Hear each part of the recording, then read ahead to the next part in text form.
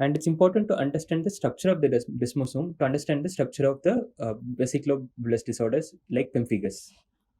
Okay, so this is one keratinocyte. This, okay, this is one keratinocyte, and this is the another keratinocyte adjacent to it, and this is the intercellular spaces. Okay, so what are desmosomes? The desmosomes are cadherins. What is cadherins? Desmosomes are cadherins. So what are cadherins? Calcium dependent adherins. Calcium dependent adherins are adherent junctions. Okay, so they are the adjacent keratinocytes to each other and to the keratin filaments. Okay, so this is the structure of a desmosome. Okay, so you see 5 different proteins, and some proteins are intracellular, like these proteins, and some proteins are transmembrane. They cross the plasma membrane of the keratinocytes. Okay, so this is made up of 5 different proteins. The two transmembrane structures or transmembrane proteins are desmoglins and desmocolin. Okay, and the 3 intercellular proteins are called plakophilin, plakoglobin, and desmoplakin.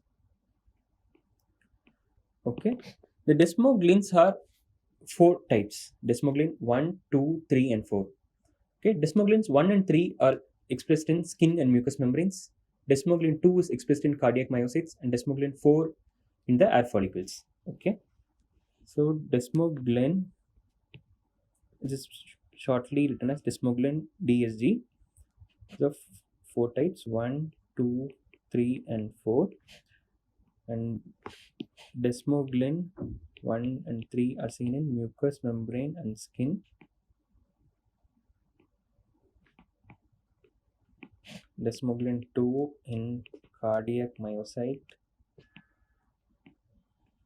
and desmoglin 4 you see in air follicles. Okay, if suppose this proteins, any of these proteins is affected, either because of the cleavage or because of the production of antibodies against these proteins, what happens? This one, if suppose if the desmoglin is affected, this old structure is lost, and what will happen? This othering structure junction is lost, and the cells will be separated from each other. Okay, this is what happening in pemphigus. In pemphigus, the antibodies are produced against desmoglin 1 and desmoglin 3. Okay, desmoglin 3 is predominantly involved in pemphigus vulgaris, and desmoglin 1 is predominantly involved in pemphigus foliaceus. Okay, and it is not only antibodies. Sometimes there are toxins which cleave the desmoglins. Okay, so staphylococcus produce an exotoxin which cleaves the desmoglin 1. Okay, so desmoglin 1 is mostly expressed in the upper layers of the skin. Okay, and predominantly in the upper layers, it is also expressed in the lower layers. And when there is loss of one desmoglin, the other desmoglin tries to compensate. So in what happens in the skin is the desmoglin 1 is predominantly expressed in the upper part of the epidermis, and desmoglin 3 is predominantly expressed in the lower part of the epidermis. So when desmoglin 1 is affected, desmoglin tries to compensate for the lower part, whereas the upper part it's not compensated. So the upper part is cleaved.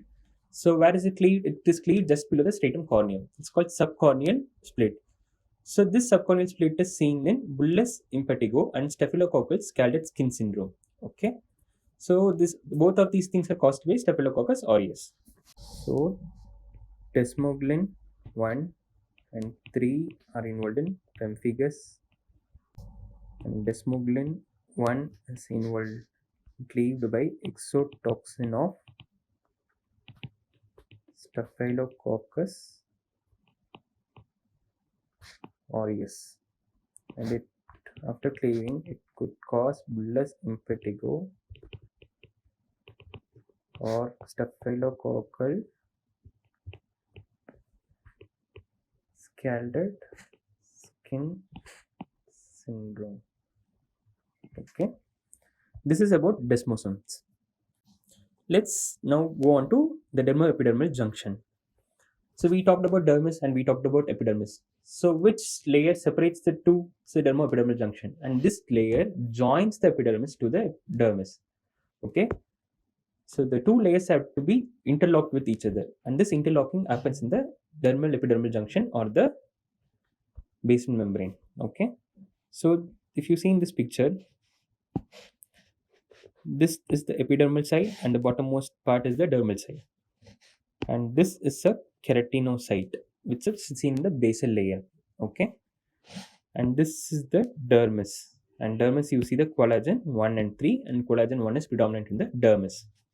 Okay, so between the keratinocyte and the dermis, so there are certain structures. Okay, this interlocks the epidermis to the dermis. So in the basal layer keratinocyte, you see the hamburger shaped structure called hemidesmosome.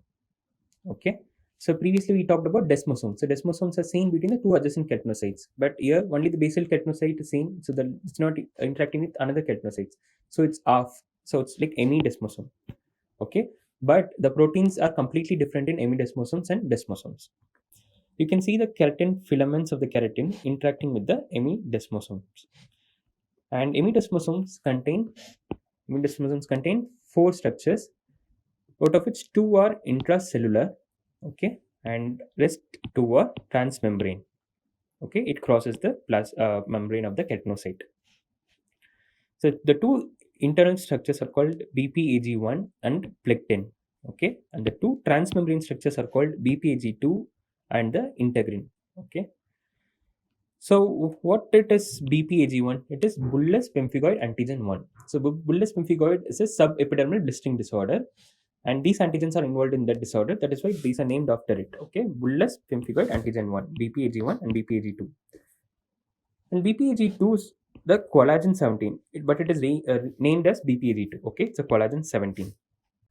And so BPAG1 and plectin are intercellular structures, and BPAG2 is J shaped, which originates from the hemidesmosomes but travels downwards. Okay, and there is another structure called integrin. Okay, there are two integrins which are bound to two components which are bound to each other. So alpha 6 beta 4 integrin. One is the alpha chain, another is the beta chain. So alpha 6 beta 4 integrin. Integrin integrates the epidermis to the dermis. So this dermal epidermal junction is made up of four layers. First is hemidesmosome, which we talked about now. So there are four proteins. Okay. Second layer is the lamina lucida. And third layer is the lamina densa, and fourth layer is the lamina sublamina densa. So when you see the skin biopsy sample under electron microscope, there are certain electron lucent structures and electron dense structures. Okay. So electron lucent layer or the structure is called lamina lucida, and the electron dense layer is called the lamina densa. Okay. So we talked about hemidesmosome, and we'll talk about lamina densa. Okay. In lamina densa, there is a meshwork of collagen. Okay, which collagen? It's collagen 4. And in this meshwork, there are certain proteins which are cruciform shaped. Okay, these cruciform shaped proteins are called laminin. Okay, and the laminin present in here is laminin 5. And this laminin 5 is projecting into the lamina lucida. It originates from the lamina densa, but it's projecting into the lamina lucida. And there are certain rope-like structures. Okay, there are certain rope-like structures or purse string-like structures which hold on to the collagen of the dermis. Okay, and this is collagen 7. Okay, these hold the collagen of the dermis. So we didn't talk about lamina lucida. So lamina lucida does not contain any structures. Lamina lucida contains the structures which project into it from the adjacent layers. There are two proteins projecting from the hemidesmosome. One is BPAG2 and the other is integrin, and there is laminin which is projecting from lamina densa. Okay, so this does not contain any structure originating from it, but it just contains structures which is transversing through it. Okay, so that is why it's not seen in electron microscope, and it's seen as electrolucent layer. Okay, because it does not contain any proteins originating from it.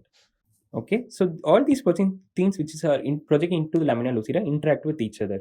Okay, there is a, like if you have a scissor and if you cut it this layer, so what happens? The epidermis will be separated from the dermis. So this is the loose layer. Okay, it's a very loose layer, and so this is the area where there'll be split in case of subepidermal blistering disorders. We talked about one subepidermal blistering disorder just recently, which is bullous pemphigoid. Okay, the other disorders include mucous membrane pemphigoid. Okay, and there are certain inherited disorders, genetic disorders like epidermolysis bullosa, which also have split in at this layer. Okay, so this is about dermoepidermal junction. So there are four layers: hemidesmosome, lamina lucida, lamina densa, and sublamina densa.